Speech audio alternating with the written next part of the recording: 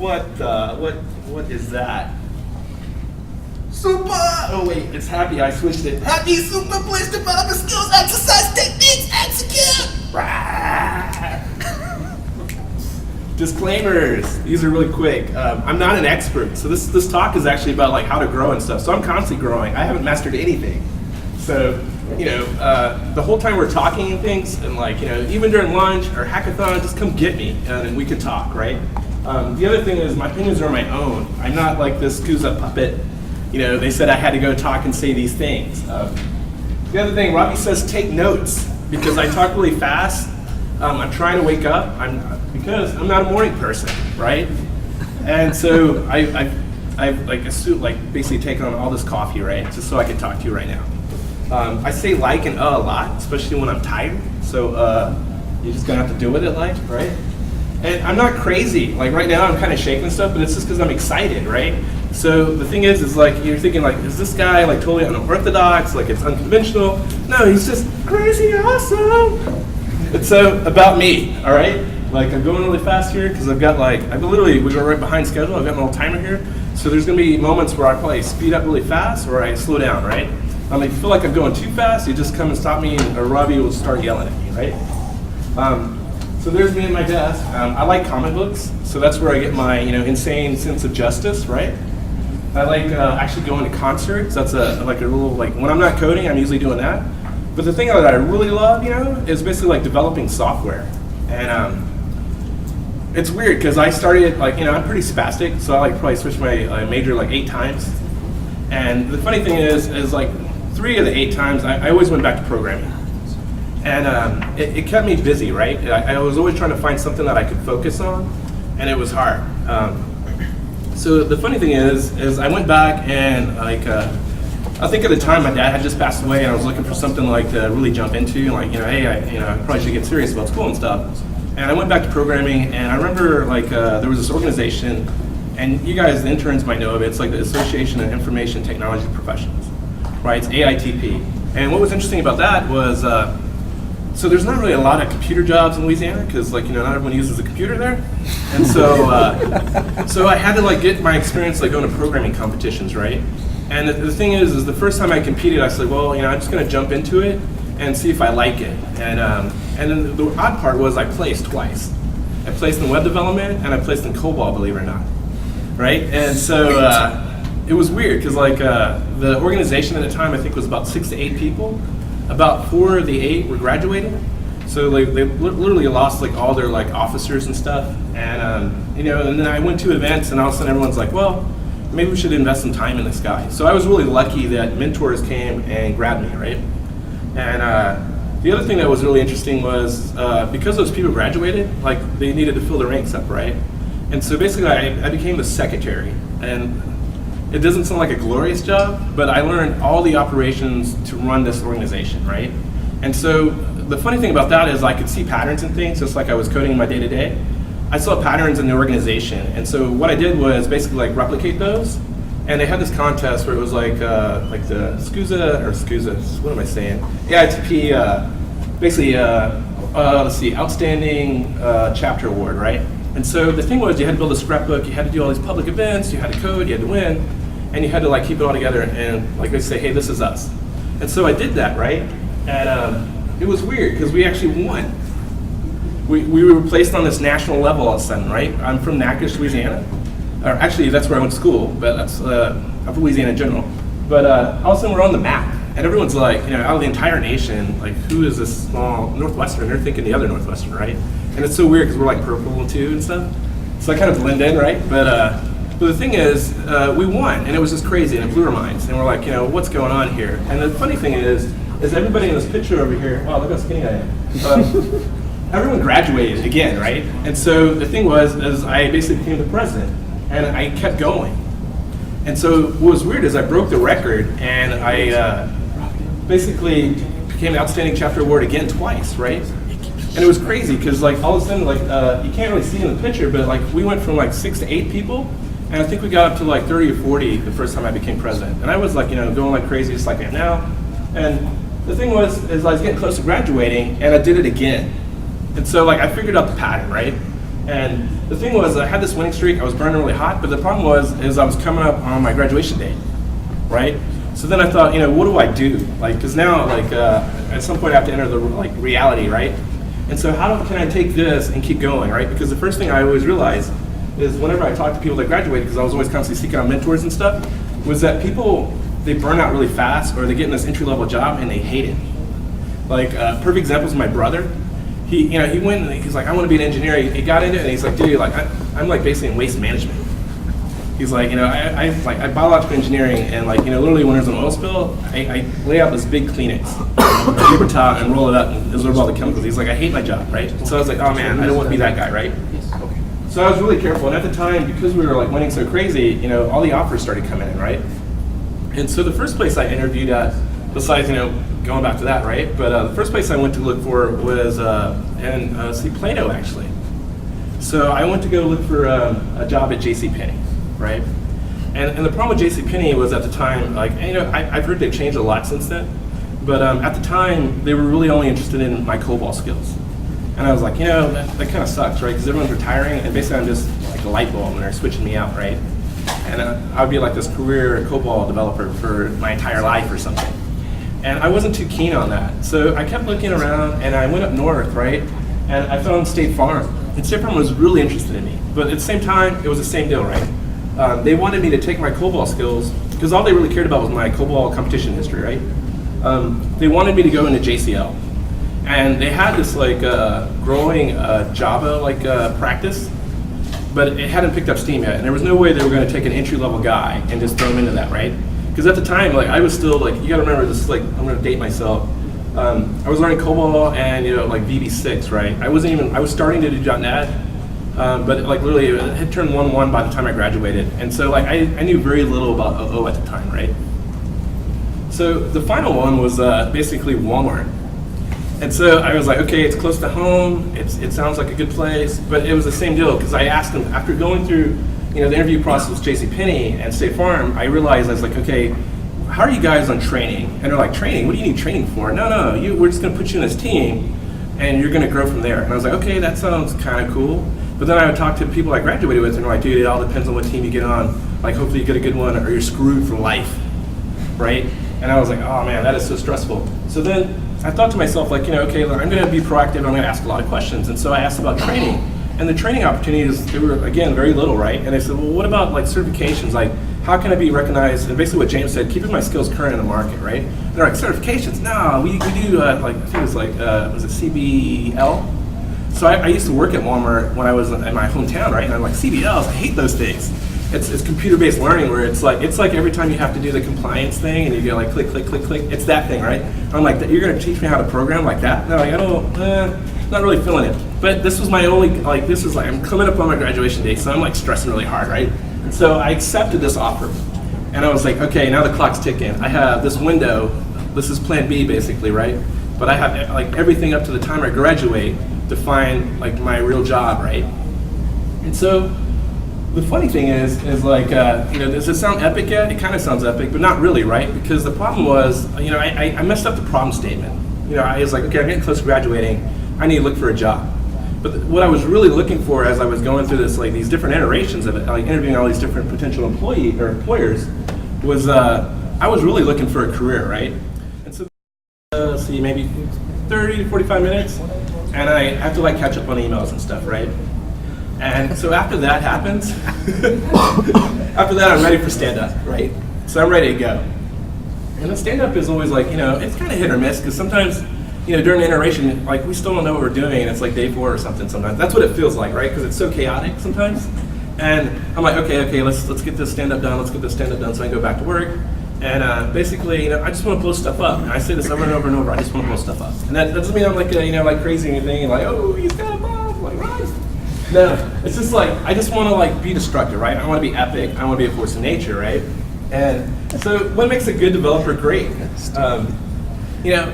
So I had this monster thing going with routine and stuff, right? So I had to channel all the monsters I knew. What monster could help me explain this topic the best, right? So Godzilla, he's the king of monsters, right? But I have to defer to this guy, right? So the thing with this guy is like he likes cookies, but he also does the letter of the day, right? So it's like a perfect way to frame my talk. What do you think the letter of the day is? It could be like an S, it could be a Q, it could be whatever, right? No one's got any answers? Z. That was a great guess, but unfortunately you were incorrect. So the letter is P, right? So what is P, right? Like, so the game goes with Cookie Monster, he literally has like about 60 seconds to go find as many P's as he can, right? We have about 41 minutes. And so the first letter is P, right? But like, hey, he found pragmatic. And that's what I'm gonna talk about for this little bit, being pragmatic. So what exactly does that mean, right? Pragmatic means like being an early adopter. That doesn't mean like you go and code and you check in a bunch of code that's like .NET 4.5 or anything like that. It just means you stay progressive, right? You're always looking forward.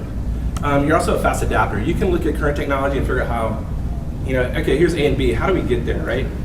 That ties into critical thinking, but it also means like, you have this like sense of like, where you're always just questioning things, you're kind of curious. Because I find that that's what helps you going, right? Like, because it's so easy to get burnt out. Like again, like those common complaints we heard, like, oh, technology moves too fast, I don't have time, da, da, da. You got to be realistic. You got to figure out what, hey, the funny thing is everyone thinks technology moves real fast, but the thing is they have to vet it, right? They have to figure out if it actually works. And so a lot of times, by the time you see something actually like hit gold, where people start writing books about it, it's been around anywhere from like 2 to 4 to 5 years, like behind the scenes, right? Literally, you have guys in like the MVP summit learning about these things so they can go talk about it when it launches. You have these guys like studying the early bits so they can make money and writing the books, so when it ships, they can like launch it, right? So what exactly makes a pragmatic programmer? It's all these traits, right? Now, if you took the reverse of that, like, hey, early adopter, I don't want to adopt anything, right? Inquisitive, like, apathy, man, like I just work and make my money, right? Critical thinker, like, no, I just code within the constraints, right? I don't want to rock the boat. Realistic, like opposite of that would be like, hey, I live on an island. Like, no, I never mind what the rest of the world's doing. This is where I'm at. And the jack of all trades is like, like, hey, nothing wrong with specialization, but like a good example is when I worked, or I was applying for JCPenney and all that. They're like, no, you're going to be a COBOL developer for the rest of your life. You're going to specialize in that. And so to go forward with that idea, like. So what all does like being pragmatic mean? It's like, have you guys ever heard of this guy? Okay, my source code. Anyone? No? Okay. So it's the same idea as like the dog ate my homework, right?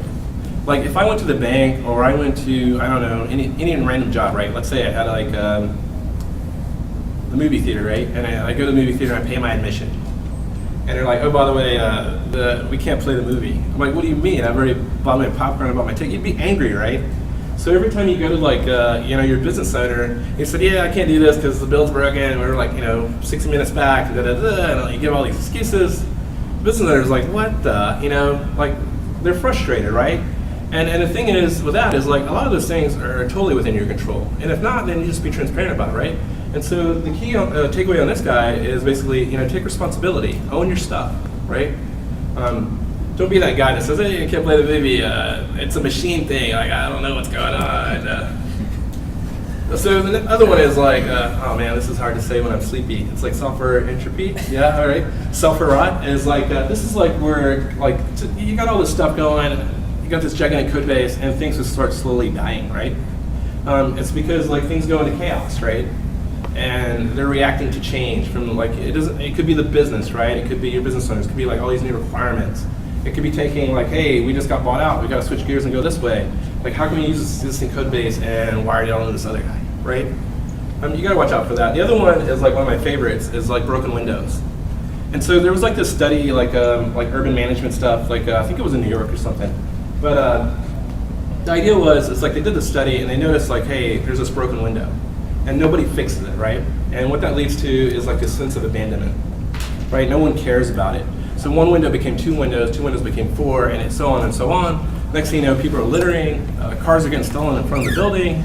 Like, it was totally abandoned, right?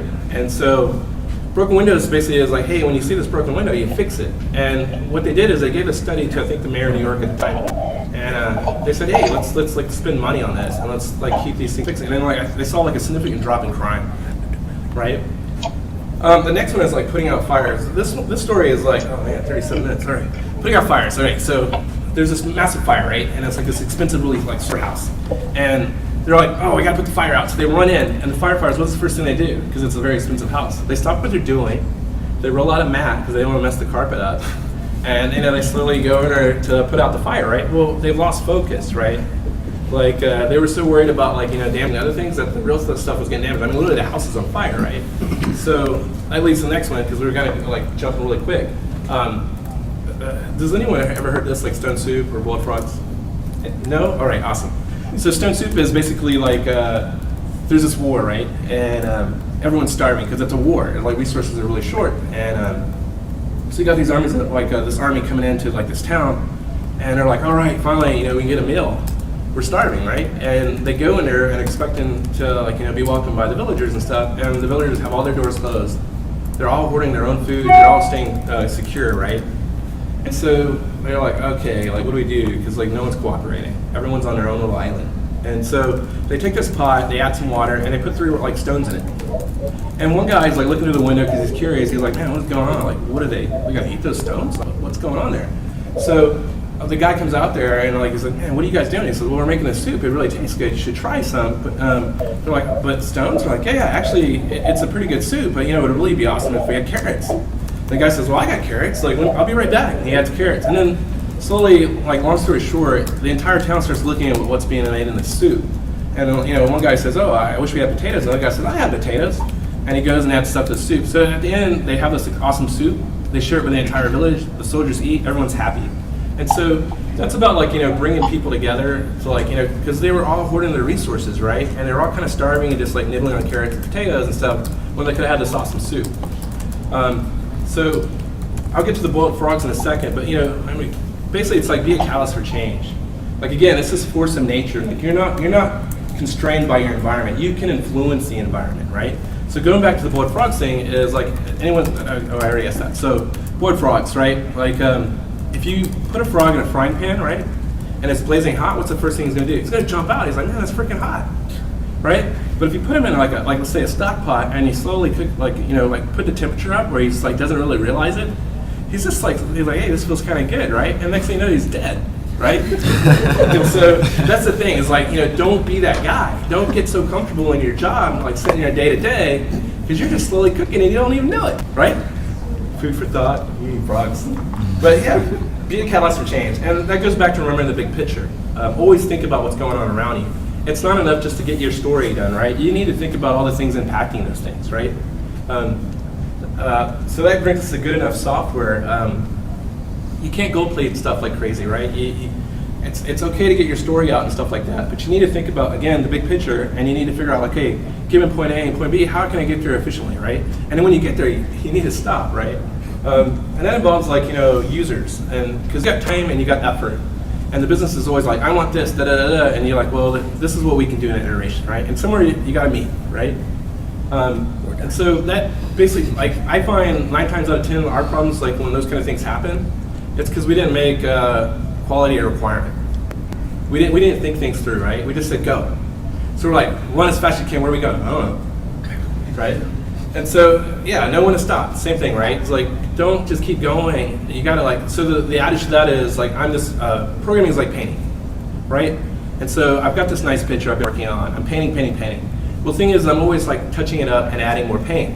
Well, the thing is over time, layers build up and obscure like the big picture, right? I don't see it anymore. Now it's just globs and globs of paint. Don't be that guy. Woo! All right, now it's portfolio. This is like the biggest one. This is so big, it's not even funny. The funny thing is with knowledge is we don't really have the same stake of like, that's important, right? We're just saying, yeah, it's whatever I know. But if you treated like your knowledge like your finances, just like you keep a portfolio, there's all these different things you can do. Those same rules apply to knowledge, right?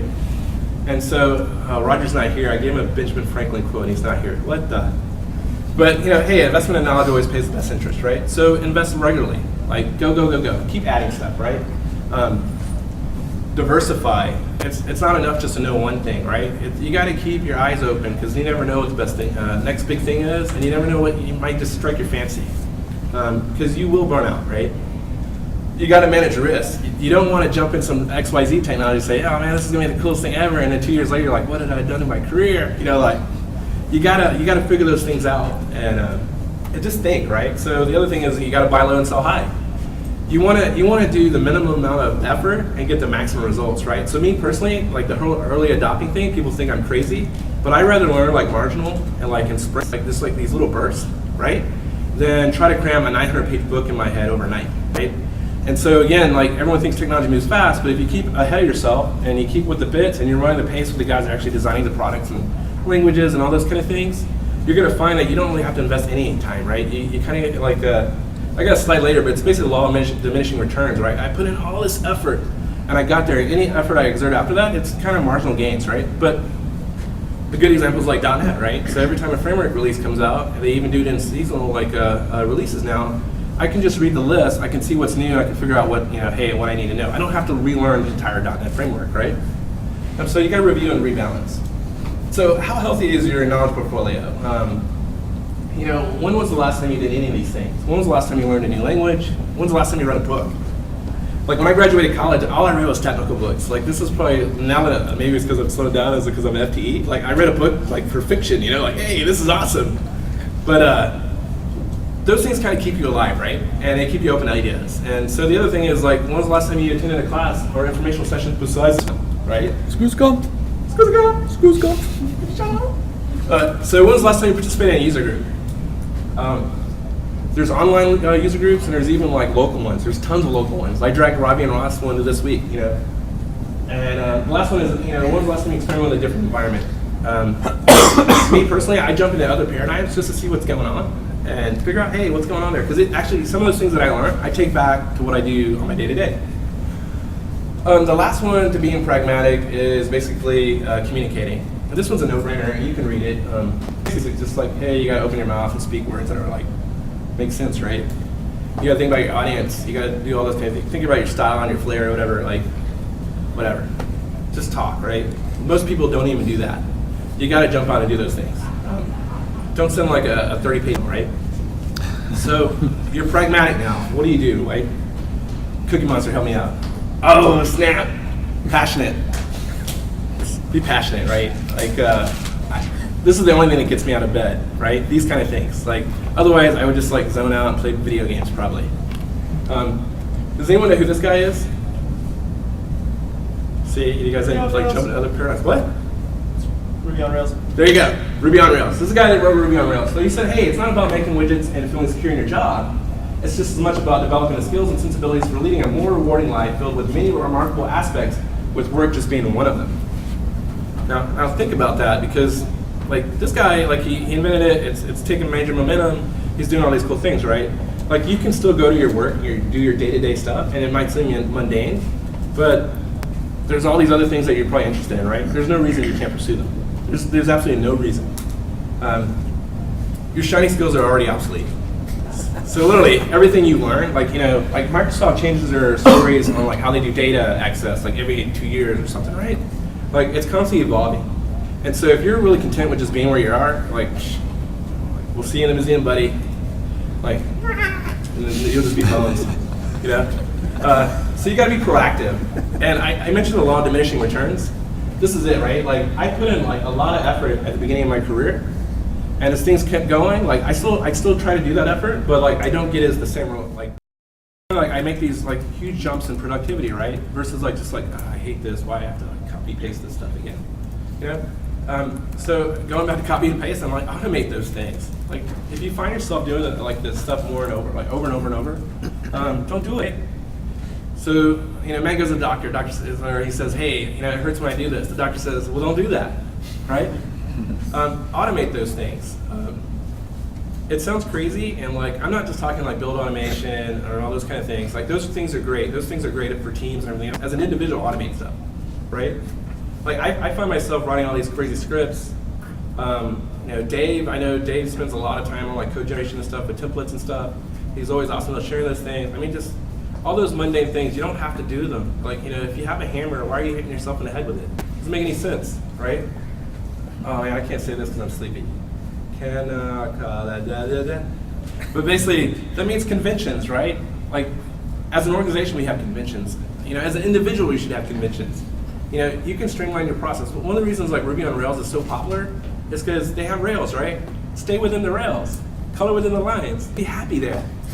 What's over there? No, don't go over there. Don't go over there, right? That's how it works. So all these things are good in practice, right? And you're asking yourself, okay, hey, like, given all those things, how do I do it? Well, it goes back to code. It's like, this circular reference. Oh no. But yeah, so so you're coding, right? And at some point, you might start doing this stuff. Like, this is like a huge debate. Like, there's all these different opinions. But the fact is, like, people, whether they realize or not, are test-driven, right? Because you don't just ship broken code, right? You don't just like checking code without thinking about it, right? For some people, this might like just say, hey, I'm going to create a test harness in a console app. Some other people might actually create unit tests, right? Some people might just like run it and click on stuff. I mean, you got to check your work, right? Static analysis, the ARCs, are big on this, I guess, more or less. Like, it makes their job easier, right? C# being a static language, they can kind of like see things, right? Like before they happen. It's like, it's amazing. But they create metrics off that stuff, right? You can look at things like cyclomatic complexity. Like, oh, I nested like 80 levels deep. That's probably not proficient code, right? I can make it better. The other thing is being a good citizen. A good citizen is basically like, hey, quit breaking the build, right? Like, do all those other things and maybe the build won't break, right? But it also means like, hey, like look at your conventions on a organizational level. Follow them, right? If the team is coding it like all this one way and you're like, I'm gonna go off the path and do it this way, that's cool, when you're on the whiteboard or you're talking with your friends, but when you're checking it in and like stuff's breaking and all this kind of stuff and like you're going off the rails there, like one of the reasons like, I don't even want to talk about that one. It just gets you frustrated. So you ain't gonna need it, right? That's the agony. Don't gold plate stuff. Don't think, well, the business owner, he said this, but he really wanted that. No. What does the story say? If the story's wrong, then go up the chain and help them fix the story, right? But ideally, your PM, your BA, and all that should have all those things ready for you to consume and just go, right? I'm not saying be a drone or anything, but I'm just saying there's no reason to gold plate, right? Because those things like they add complexity. Which brings us to Aristotle's essential and accidental properties. Ooh, that's a mouthful. But that one basically says, hey, like when you do stuff, like you're doing this action, and there's going to be like complexity to it, but it's going to be like complex actions you just got to do to get from A to B, right? Those are essential. But the accidental ones occur like when you do things like gold plating, right? Like you add complexity. Like why would you do that? Why would you make it harder than it should be, right? That's the hammer again. Why are you hitting yourself? Like, I don't understand. Don't do it. There's Occam's razor. Oh man, I'm doing awesome on time. All right. Occam's razor is basically like, hey, it goes back to the whole simplicity thing. So these are all like philosophical ideas. It's just ways of thinking that actually apply to your everyday, daily routines, right? Like, why would you, I don't know, the funny thing is like the facade and the doubt, right? The classes we're always familiar with. Like, everyone's like, oh, we just copy paste that. But the thing is like, you don't have to think about all that stuff now, right? It's been simplified for you. Why would you try to go and rewrite the entire data access layer? Like, those things like, why are you doing it? Oh, this is my favorite story. Does anyone know about the story of Angry Monkeys? Because it's like, you probably hear me like talking about it all the time in my queue. No one knows the story of Angry Monkeys. All right. So it's like in the 70s, I guess, right? And like there's a psychological, like, awesome, crazy studies going on. And everyone's like, oh, I'm a psychology guy. And others like, oh, well, I'm in this emerging like field of like sociology, right? And so all these disciplines are basically being like fragmented and fractured, right? And they're going to their own little specific concentrations. And so this one was like about behavioral stuff. And so a bunch of behavioral scientists in this new growing field said, hey, let's do a cool experiment. Like, okay, well, what do you want to do? What do you want to study? So let's study monkeys, man. And I was like, that's a great idea. So how do you want to do it? So they take these monkeys and they put them in this room, right?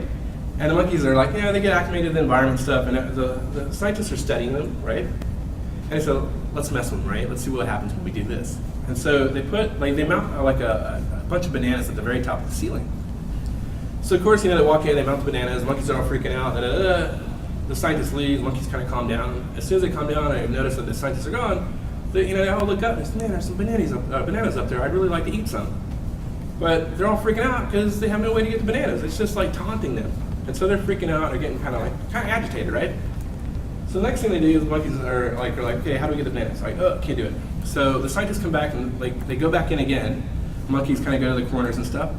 Scientists add a ladder. So, and then they leave the room. So the monkeys calm down again, right? And they're like, oh wow, hey, I want bananas. Hey, look, ladder, all right. Make a beeline for the bananas. What do you think happens when they make a beeline for the bananas? Because the scientists always want to mess with them, right? To evoke some kind of reaction out of them. They turn the sprinklers on. So the monkeys freak out. They're like, why is like water coming from this like ceiling? This is nuts. And literally they go bananas. So they turn the sprinklers off, right?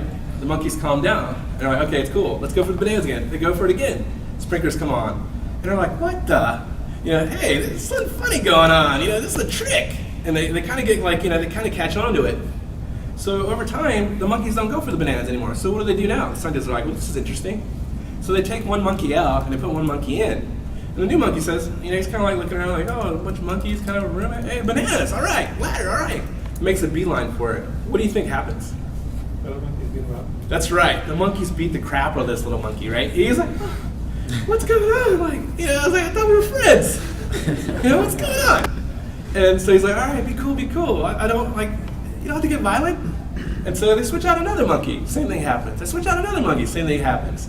Until they've switched out every monkey, every original monkey. So the control group is gone. Now you've got this group of monkeys that are just in this room and they're saying, hey, I don't know why. I know there's some bananas up there, but just don't go for it, man. It's a trick. Don't do it. Everyone's like, why? There's a ladder right there.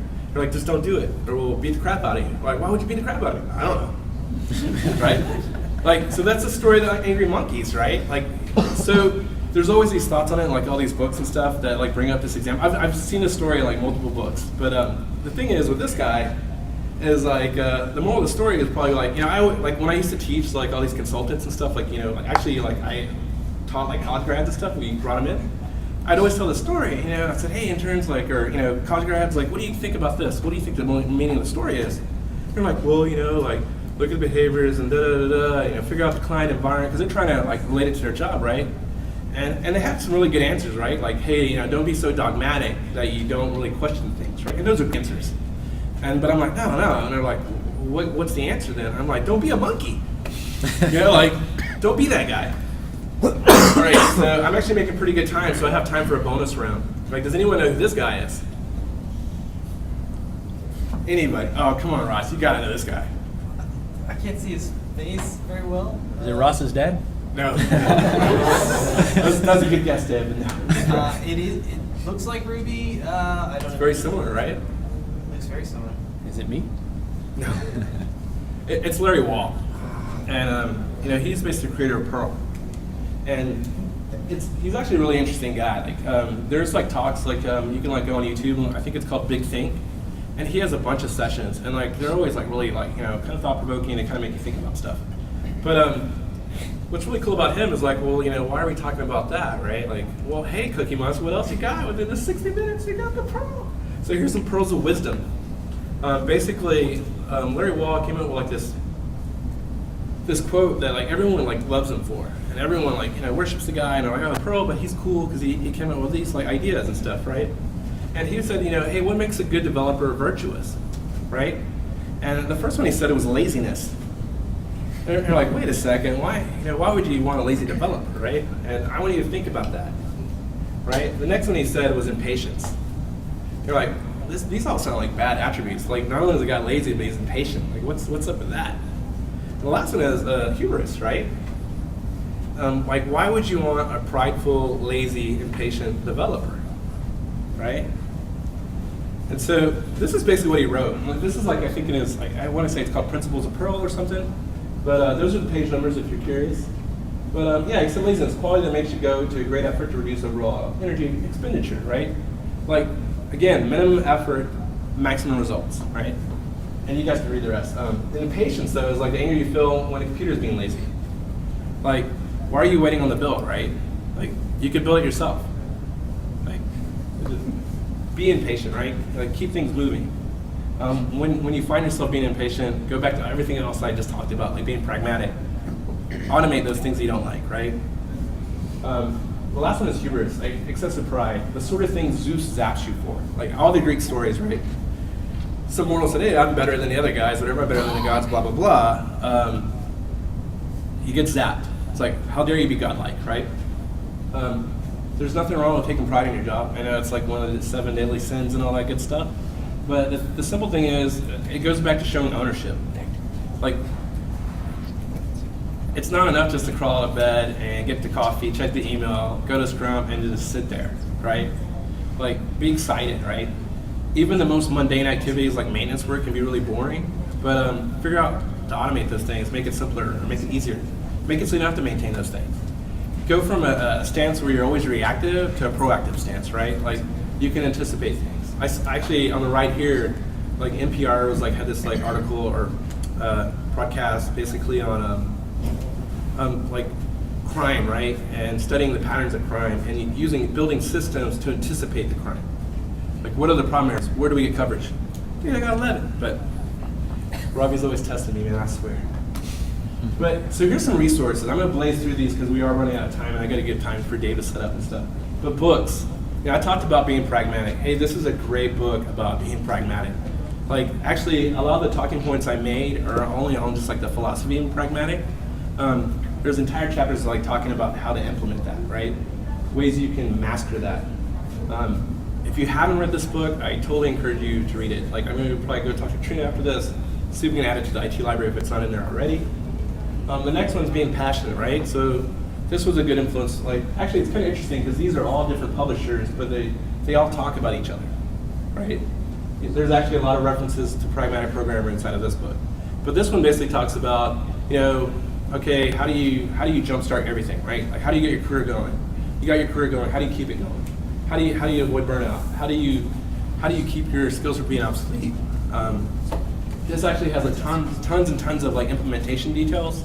I just like took a lot of the pieces I thought they were important, like the high level stuff, try to pass it through. And a lot of actually, this sounds like a rehash and a boring read, but it's almost an aggregate of all this stuff, right? That just says, hey, all these different resources, not just blogs, books, or whatever, right? And it references all kinds of crazy stuff. And if you don't know it, it tells you the titles and stuff to go read it, right?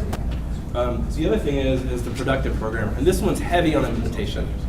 This book, some people might not like it as much because it does like a lot of stuff in Java and other things, but I mean, I don't know, it's all the same, right? Like, if you're learning really fast, you can pick it up. And the best part about all these books is they're really short reads. You can read them in bursts. Like, it's concentrated information.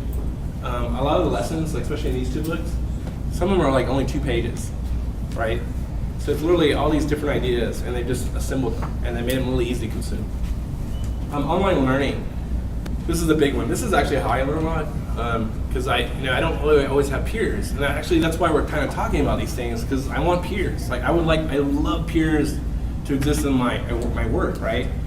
That I could just interact with and like, hey, like, what are you studying? Like, oh, I'm doing blah blah blah blah. I'm like, awesome.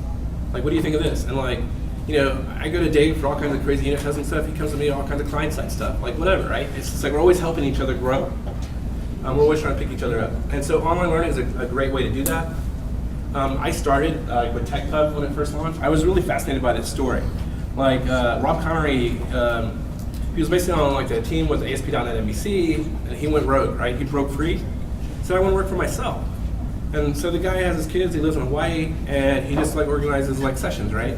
I mean, it's a great life. You do anything in life. But over time, they kind of went like less mainstream with like the Microsoft culture, and started like doing more open source stuff.